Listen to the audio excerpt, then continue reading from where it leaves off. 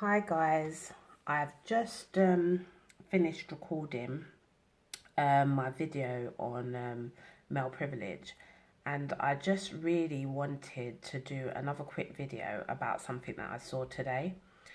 It was basically a video done by Paul McKenzie, who I interviewed a couple of weeks ago. Sorry if my eyes keep on drifting because I can't see myself, so I'm just making sure that I'm in focus. But yeah, I saw a video that Paul McKenzie done. I interviewed him a couple of weeks ago. Please check out that interview. An amazing guy. And it can be found on his Facebook page, Paul McKenzie. He also has a YouTube soapbox, Real Talk Inspiration, and he also has a Facebook page by that name.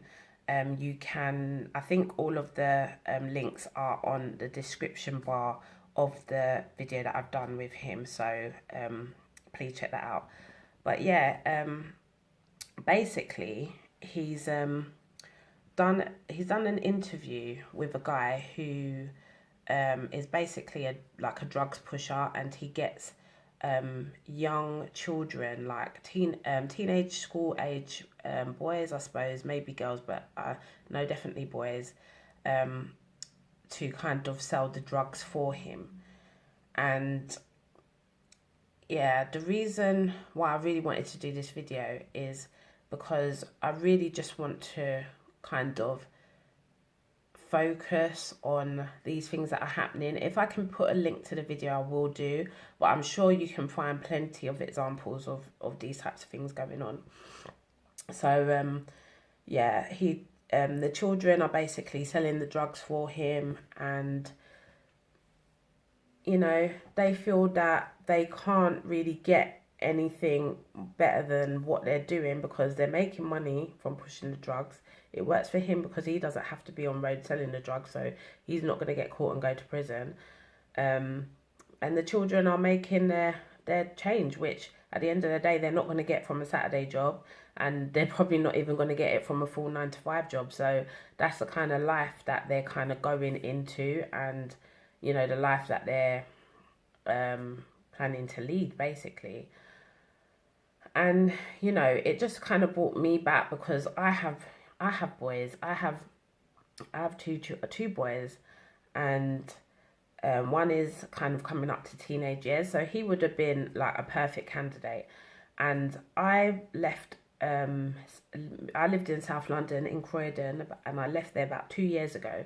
And basically, one of the main reasons why I did leave was because I was so scared of my children kind of growing up in that environment of, don't know whether they're going to get involved in gangs or get involved in stabbings or, shootings and all those types of things. I know it sounds cliche, but when you're living in that environment, you would do anything to kind of get out of it. Do you understand what I'm saying? So it's an eye opener. I would say, yeah, an eye opener. I mean, I deal with these types of things in my work, but so I know that it's happening. But when you're hearing from like a person that is actually recruiting these children, and I'm not blaming this person for what he's doing, because at the end of the day, he does what he does to make his money, isn't it? But I also feel that we need to do something as people, as community. We kind of need to get involved and know what our children are getting involved with, and maybe even the whole kind of system needs to kind of adhere to what is going on.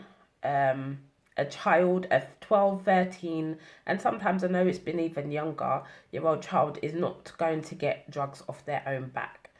And I know it's hard for law enforcement to kind of find who the people are involved in all of this kind of thing, especially if nobody's talking, or there's no no snitching and all that type of stuff. But at the end of the day, you have to understand that these children are not getting this by themselves. And I think as a community and as a nation, we kind of need to actually, we need to start being realistic.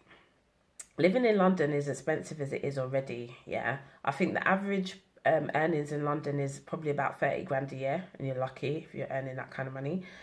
And the average living accommodation, I mean, look how hard it is to get property or buy property anyway, but your average living accommodation for a 2 bedroom is what, 1200-1300 pound a month.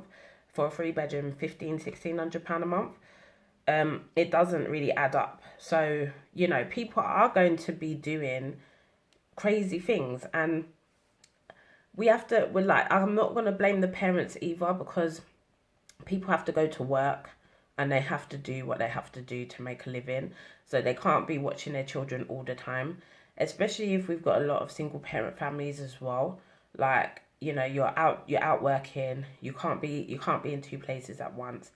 But also there are parents as well that kind of condone these things, not to, like, they know that their children are probably doing something untoward to get money, but if they're getting £200 in their hand, or they're getting £500 in their hand, they're not really going to say anything. So the issue here is money. You know, even in the Bible it says money is the root of all evil. And if we are living in a society where we cannot afford to exist, then people are going to be looking towards other means to kind of get what they need to get. And unfortunately, this is our babies that are now being affected. I mean, this has been going on for years, but, you know, it's becoming more pertinent now because people are actually willing to talk about it. But it's just the cycle that needs to be broken. I